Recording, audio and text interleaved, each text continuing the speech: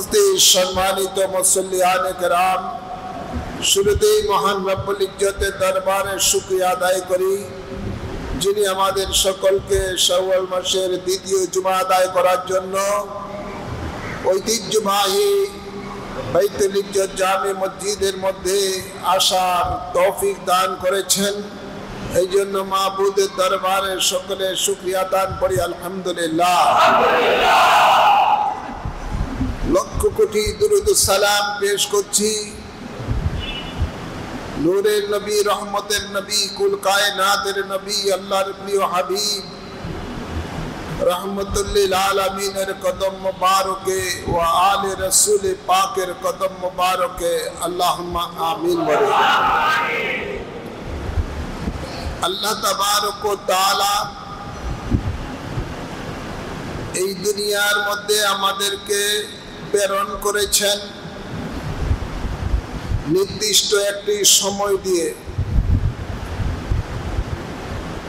যাকে যতটুকু সময় আল্লাহ দিয়েছেন তিনি ততটুকু সময় দুনিয়াতে থাকবেন। দুনিয়ার সময়টা শেষ হয়ে গেলেই আল্লাহর ডাকে তাকে এই দুনিয়া থেকে ছেড়ে চলে যেতে হবে আলমে বরজকের দিকে। আলমে বরজকের জিন্দেগির পরে আলমে আখিরাতের মধ্যে তাদের সকলকে উঠতে হবে। তো আল্লাহ তাবারক ওয়া তাআলা এই দুনিয়াতে আমাদেরকে কেন পাঠিয়েছেন? আল্লাহ বলেন, ওমা খালাকতুল জিন্না ওয়াল ইনসা ইল্লা লিয়াবুদুন। আমি তোমাদেরকে এবং জিন জাতিদেরকে, মানব জাতি এবং জিন জাতিদেরকে সৃষ্টি করি নাই, কিন্তু একমাত্র সৃষ্টি করেছি আমার ইবাদতের জন্য। আল্লাহর বান্দারা আল্লাহর ইবাদত করবে, এটাই হলো বান্দার ডিউটি। আল্লাহ তাবারক ওয়া তাআলার ইবাদত কি? আল্লাহর ইবাদত হলো মা আতাকুমুর রাসূলু ফাখুযুহু ওয়া মা নাহাকুম আনহু ফান্তাহু। আল্লাহ বলেন, আমার রাসূল যা তোমাদেরকে দিয়েছেন তা তোমরা গ্রহণ করো, তিনি যা তোমাদেরকে দেন নাই তা তোমরা বর্জন করো। এটার উপরে আমল করাটার নামই হলো ইবাদত।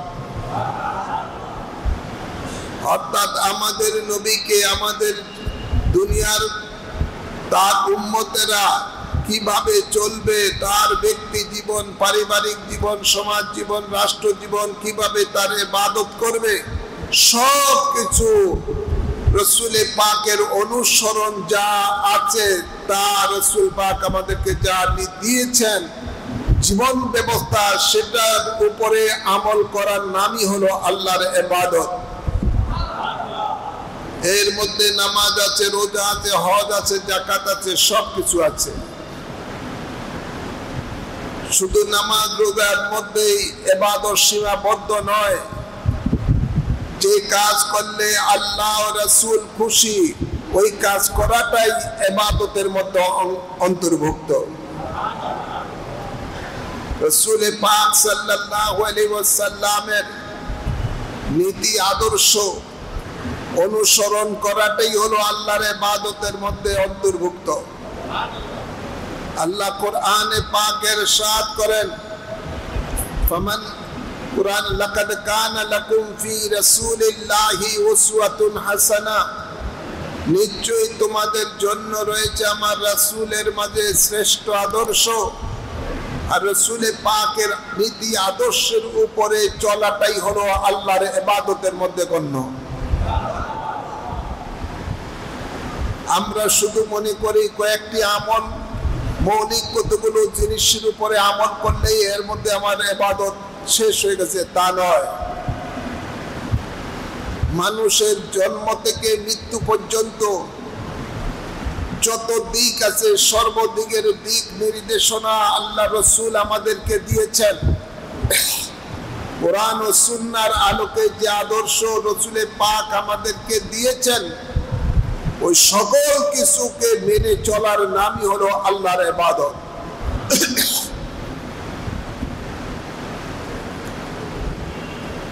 মা আয়েশা সিদ্দিকা রাদিয়াল্লাহু তাআলা আনহাকে কয়েকজন মুমিন মুসলমান বলেছিলেন, হে উম্মুল মুমিনিন, আমাদেরকে রাসূল পাকের সিরত সম্বন্ধে, আদর্শ সম্বন্ধে কিছু নসিহত করুন। তিনি বলেন, আমি রাসূল পাকের সিরত সম্বন্ধে কি বলবো, তোমরা কোরআন দেখো না, কোরআনটাই হলো আমার নবীর জিন্দেগি, আমার নবীর সিরত। তো কোরআন হলো আল্লাহর কালাম। এই আল্লাহর কালামে আল্লাহ যা নির্দেশ দিয়েছেন বান্দাদের উপরে, সেই নির্দেশগুলো রাসূল পাক সাল্লাল্লাহু আলাইহি সাল্লাম তার জিন্দেগীর আদর্শের মাধ্যমে উম্মতকে শিক্ষা দান করে গেছেন। সুতরাং সেই আলোকে আমাদেরকে চলতে হবে। যে যত বেশি রাসূল পাকের রঙে রঙিন হয়েছেন, তিনি তত বেশি আল্লাহর কাছে প্রিয় বান্দা হয়েছেন। এই দুনিয়াতে যারা আল্লাহ ও রাসূলের পথে মতে চলবেন, ওই ব্যক্তিদেরকে আল্লাহ তাবারক ওয়া তাআলা পরকালে শান্তির জায়গা জান্নাত দান করবেন। আর রাসূল পাকের নীতি আদর্শের বাইরে যারা চলবে, তাদের জন্য আল্লাহ শাস্তি হিসাবে জাহান্নামের জায়গা রেখেছেন। নাউযুবিল্লাহ বলেন। কোনো তোমরা পথভ্রষ্ট হবে না। আজকে এই দুইটি জিনিস আমাদের সন্তানেরা, এই দুইটি জিনিসের মধ্যে কি দেওয়া বলে আল্লাহ রাসূল বলেছেন, আমাদের সন্তানেরা এই সম্বন্ধে জানে না। আমাদের সন্তানদেরকে শিক্ষা দেওয়া হচ্ছে কুফরি শিরকি মতবাদ, যে মতবাদে তারা মানুষের ঈমান এবং আমল ধ্বংস হয়ে যায়। আপনারা দেখছেন না, গত কিছুদিন হয়ে গেল কতবার বলেছিলি, কে শুনে কার কথা। পয়লা বৈশাখ হয়ে গেল, ওরা বলে এটা বাঙালি সংস্কৃতি। বাঙালির সংস্কৃতি এটা নয় যে পেশাকে, সাপকে, হাতিকে ইত্যাদি বিভিন্ন জীবজন্তুর মূর্তি বানিয়ে এগুলোকে সামনে নিয়ে তুমি মঙ্গল যাত্রা করবা, এটার নাম বাঙালি সংস্কৃতি নয়। এটা হলো কুফরি সংস্কৃতি। এটার আবিষ্কার মাত্র কয়েক বছর ধরে। এর আগে তো ঢাকা ইউনিভার্সিটি চারুকলা থেকে এই ধরনের কিছু বের হয় না, এটা কয়েক বছর ধরে শুরু হয়েছে। এটাকে বানিয়ে দেওয়া হয়েছে বাঙালি সংস্কৃতি। এটা কোত্থেকে আসলো? এই সংস্কৃতিটা আসলো কোত্থেকে, আমদানি কোত্থেকে? আমি বহুবার বলেছিলাম, বহু বছর ধরে বলতেছি এই কথাটাই, যে বাঙালি সংস্কৃতি নামে কুফরি সংস্কৃতি বাঙালি মুসলমানের মগজের মধ্যে ঢুকিয়ে দেওয়া হচ্ছে। আমরা দেখতে পাই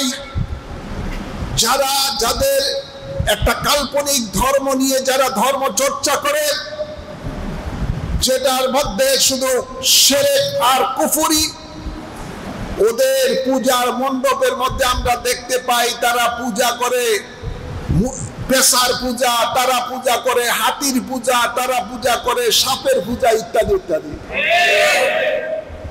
এগুলো তো তাদের পূজা মণ্ডপের মধ্যে মানুষ দেখতে পায়।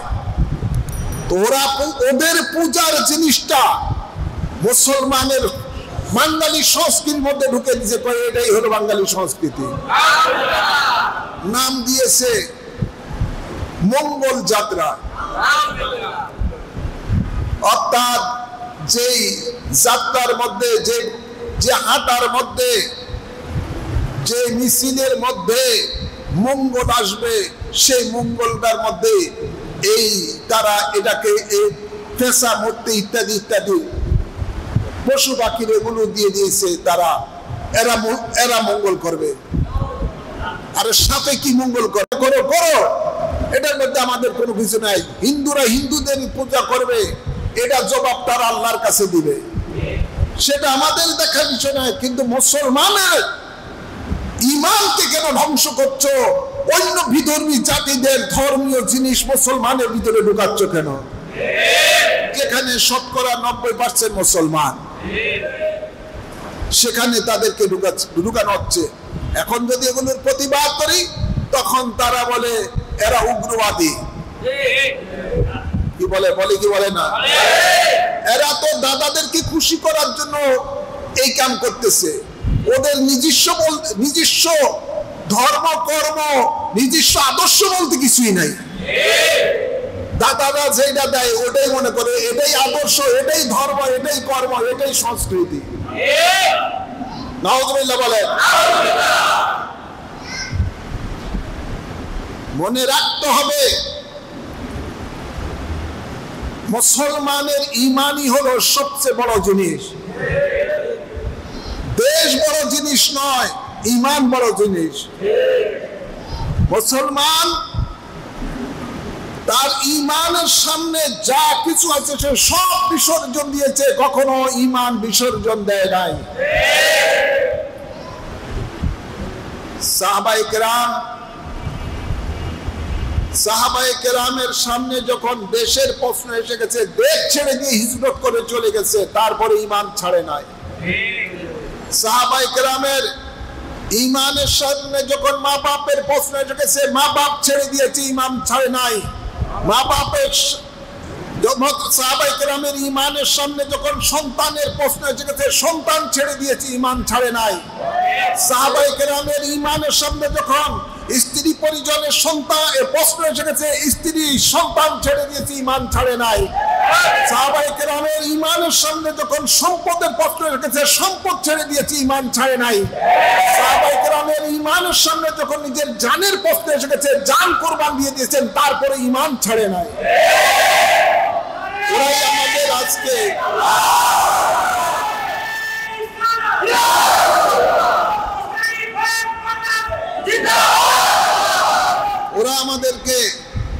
আজকে ওরা আমাদের মূলের উপরে আঘাত করতেছে। ইসলামের দুশ্মনেরা মুসলমানের মূলের মধ্যে আঘাত করতেছে। মুসলমানের মূল হলো ঈমান, ঈমানের উপর আঘাত করতেছে। এরা তো যখনই তাদের পূজা আসে তখন তাদের স্লোগান হয় ধর্ম যার যার, উৎসব সবার। তাদের তো কুরবানি, আমাদের মুসলমানের যখন কুরবানির ঈদ আসে, গরু জবাইয়ের সময়, ওই সময় তাদের এই স্লোগান কোথায় থাকে? যখন আমাদের এই তো ঈদ উল ফিতরের দিন আসছে, মাহে রমাদান, আমাদের মাহে রমাদানের সবচেয়ে বড় এটা মুসলমানের একটা উৎসব, ইবাদতের উৎসব, ঠিক না ভাই? তখন তাদের আর স্লোগান নাই। হিন্দুদের পূজার সময় তোমাদের এই স্লোগান করতে গিয়ে তোমাদের উতরায়। কি বলে? তাহলে বোঝা যায় এরা হলো হিন্দুদের দালাল, মুশরিকদের দালাল। ওদেরকে খুশি করার জন্য এই ধরনের স্লোগান তারা দেয়। মনে রাখবেন, ধর্ম যার যার, উৎসব সভা তার তার। ধর্ম যার যার, উৎসব তার তার। এটাই হলো আসল কথা। যার যার ধর্ম তার তার উৎসব। তুমি অন্য ধর্মের উৎসবের সাথে মুসলমানদেরকে কেন আকবরের দিন এলাহির মতো ঢুকাইতেছ? নব আকবর বাংলাদেশের মধ্যে এখন চালু হয়ে গেছে। আপনাদের সকলকে বলবো, আল্লাহর কাছে একদিন আমাদের সকলকে জবাবদিহি দিতে হবে। দুনিয়াতে বড় বাহাদুরি করছেন অনেকে, শক্তি দেখাচ্ছেন, এই শক্তি একদিন থাকবে না। যারা আল্লাহকে খুশি করে, আল্লাহ রসুলকে খুশি করে, যারা দুনিয়াতে জিন্দেগি অতিবাহিত করেছেন, ওদের জন্য এই পরকালে থাকবে শান্তির জায়গা, জান্নাত। আর যারা শয়তানকে খুশি করে দুনিয়ার মধ্যে চলেছে, ওদের সাথে আল্লাহ কঠিন শাস্তির জায়গা শয়তানের সাথে রাখবে জাহান্নাম। তাই আমাদের সকলকে পরকালের দিকে খেয়াল করতে হবে। নিজের সন্তানদেরকে ওই বিজাতিদের ধর্মের দিকে যেন, নিজের সন্তানের ওদিকে যেন চোখ না যায়, কর্ণপাত না করে সেদিকে সকলে খেয়াল রাখবেন। বিজাতীয় যে শিক্ষা ব্যবস্থা, এগুলোকে মূলোৎপাটন করতে হবে। একমাত্র কোরআন সুন্নাহর সমাজ ব্যবস্থা ছাড়া এগুলো সম্ভব নয়। আল্লাহ তাবারক ওয়া তাআলা কুরআনে পাকের ইরশাদ করেন, ইন্নামাল মুশরিকুনা নাজাসুন, মুশরিক হলো নাপাক। মুশরিক কি? নাপাক। হযরত আব্দুল্লাহ ইবনে আব্বাস রাদিয়াল্লাহু তাআলা আনহু সর্বপ্রথম কোরআনের তাফসীর লিখেছেন, তাফসীরে আব্বাসী। সেই তাফসীরের মধ্যে এই আয়াতের অর্থ লেখেন নাজাসুনের, ইন্নামাল মুশরিকুনা নাজাসুন, মুশরিক হলো নাপাক। কেমন নাপাক? তিনি বলেন কাল খিনজির, শুকুরের মতো নাপাক।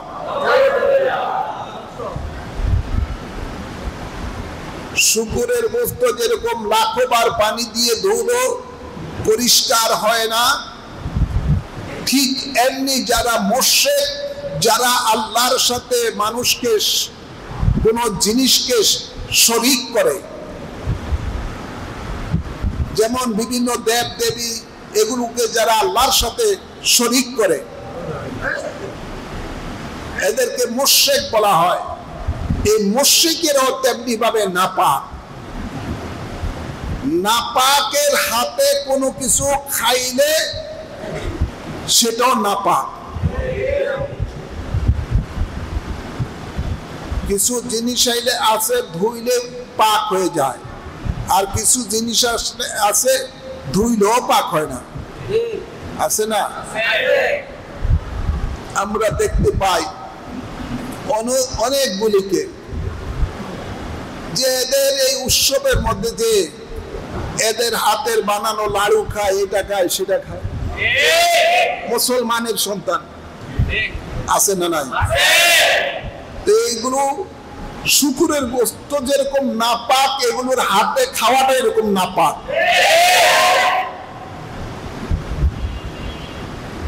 অথচ মুসলমানেরা মজা করে আরাম করে খায়।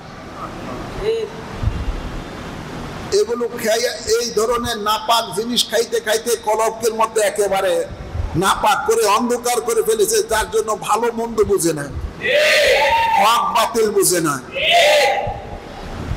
আমাদের দেশে তো এক মন্ত্রী বলে ফেললো, পূজা মণ্ডপের মধ্যে যায় সেখানের মধ্যে সব কিছু দেয়, ওদের দেবতার নামে স্লোগান দিয়ে বলতেছে আমার ধর্ম কিছু হয় না, আমার ধর্ম ঠিক আছে।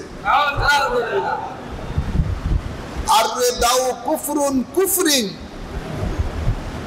কোন কুফরি কার্যে কেউ যদি সমর্থন দেয়, তাহলে ওই ব্যক্তি কুফরি করে যত গুনাহ অর্জন করলো, এই সমর্থন দেওয়ার কারণে তত গুনাহ তার আমল আমার মধ্যে লেখা হবে। নাউযুবিল্লাহ বলেন।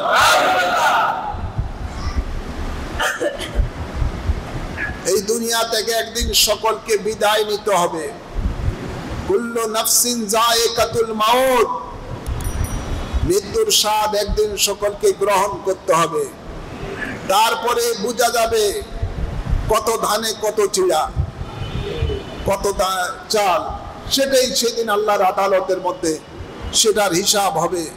আল্লাহ বলেন ফামাই ইয়ামাল মিসকালা যাররাতিন খায়রান ইয়ারা ওয়া মাই ইয়ামাল মিসকালা যাররাতিন শাররান ইয়ারা। ভালো মন্দ তুমি যা কিছু করছো, যাররা যাররা তিল তিল পরিমাণে এটার হিসাব একদিন আমি আল্লাহ নিব। আল্লাহর আদালতে কাঠ গড়ায় খাওয়াতে হবে। ওই দিন দাদা বাবু কোনো বাবু কাজে আসবে না, কোনো বাবু কাজে আসবে না। সেই দিনই হিসাবের দিনে তাকে সব দুনিয়ার কর্মের হিসাব যারা যারা পর্যন্ত দিতে হবে। তা আপনাদের সকলকে বলবো, এখনো সজাগ হন, মৃত্যুর কথা স্মরণ করুন। আল্লাহ রাসূল আমাদেরকে যে পথ এবং মত দেখিয়েছেন, আমাদেরকে সেই পথ এবং মতে চলার ব্যবস্থা করুন। নিজে সেই পথে চলবেন, সন্তান পরিবারদেরকেও সেই পথে চালাবেন। সব সময় একটা খেয়াল রাখবেন, আপনি মুসলমান, আপনার একটা নিজস্ব একটা সংস্কৃতি আছে, নিজস্ব একটা আদর্শ আছে। সে আদর্শটা কি? লাকাদ কানা লাকুম ফি রাসূলিল্লাহি উসওয়াতুন হাসানা। আমাদের আদর্শ হলো রাসূলে পাক, আমাদের আদর্শ হলো রাসূলে পাক, যার সম্বন্ধে আল্লাহ বলেন ইন্নাকা আলা খুলুকিন আযীম, নিশ্চয়ই আপনার খলক মহান। আমরা সেই মহান নবীর মহান আদর্শের অনুসরণ করব, অন্য কোন দাদা বাবুর আদর্শ অনুসরণ করব না। জোর বলেন না। কোন নেতা নেত্রীর আদর্শ অনুসরণ করব না। যদি মুসলমান হয়ে থাকেন তবে রাসূলে পাকের আদর্শই আপনার আদর্শ হবে, আপনার মডেল হবে। আপনার সব কিছু অনুসরণ অনুকরণের কেন্দ্রবিন্দু হবে রাসূলে পাক। এই ছাড়া অন্য কোন দিকে চাওয়ার কোনো সুযোগ নাই। আল্লাহ কবুল করুন, আমিন বলেন। তো আজকে এই শাওয়াল মাস, আমরা গত একটি মাস সিয়াম সাধনা করেছি, মাহে রমাদানে রোজা রেখেছি। আমরা তাকওয়া হাসিল করার উদ্দেশ্যে রোজা রেখেছি। আল্লাহর ভয় অন্তরে অর্জন করার জন্যই আমরা এই মাহে রমাদানের ইবাদত করেছি, রোজা রেখেছি। তো আল্লাহর নবী আমাদেরকে এই মাসে আরেকটি নিয়ামতের ঘোষণা দিয়েছেন। আল্লাহর নবী বলেন, এই মাসটি শাওয়াল মাসে কেউ যদি 6টি রোজা রাখে, 1 বছর রোজা রাখলে যত সওয়াব হবে তত সওয়াব তার আমল নামার মধ্যে লেখা হয়ে যাবে। তা আমরা সময় বুঝে ভেঙ্গে একসাথে যে লাগাতার রাখতে হবে তা নয়, ভেঙ্গে ভেঙ্গে ভেঙ্গে ভেঙ্গে বৃষ্টি পড়লে একটু ঠান্ডা ঠান্ডার মধ্যে রাখার চেষ্টা করবেন। আল্লাহ কবুল করুন, আমিন বলেন। আমরা যেন যে তাকওয়াটা, আল্লাহর ভয়টা আমরা মাহে রমাদানে অর্জন করেছি সিয়াম সাধনার মাধ্যমে, এটাকে যেন আমরা ধরে রাখতে পারি। আল্লাহ কবুল করুন, আমিন বলেন। কোনো বাতিল মতবাদের দিকে যেন আমরা ধাবিত না হই। ভাইরা আমার, একদিকে আমাদের ঈমান ধ্বংস করতেছে প্রকাশ্য ইসলামের দুশমন যারা, তারা, অন্যদিকে মুনাফিকেরাও আমাদের ঈমান আমলকে ধ্বংস করার জন্য চেষ্টা করতেছে। সবচেয়ে বড় মুনাফিক সারা বিশ্বের মধ্যে কাজ করতেছে সালাফি ওয়াহাবি। এই সালাফি ওয়াহাবিরা সরকারের উচ্চ পর্যায়ে তারা বসে আজকে রাষ্ট্রীয়ভাবে সালাফি মতবাদকে প্রতিষ্ঠা করার জন্য ষড়যন্ত্র চলছে। এদিকে আপনাদের সকলকে সতর্ক রাখতে হবে। মিডিয়ার মাধ্যমে, ইউটিউবের মাধ্যমে, ফেসবুকের মাধ্যমে, বিভিন্ন টিভি চ্যানেলের মাধ্যমে আজকে সেই সালাফি ওয়াহাবি মুনাফিকেরা কুরআন সুন্নাহর অপব্যাখ্যা করে মানুষের ঈমান আমলকে ধ্বংসের পথে নিয়ে যাচ্ছে। এই ব্যাপারে আপনাদের সকলকে সতর্ক থাকতে হবে। আহলে সুন্নাত ওয়াল জামাতের মতবাদই হলো কুরআন সুন্নাহর আলোকে একমাত্র সঠিক মতবাদ। সেই মতবাদের উপরে আপনারা থেকে আপনার পরিবার যেন থাকে, সন্তান যেন থাকে, সেদিকে সকলে নজর রাখবেন, সেই পথে চলবেন। আল্লাহ সকলকে চলার তৌফিক দান করুন, আমিন। ওয়া মা আলাইনা ইল্লাল বালাগ।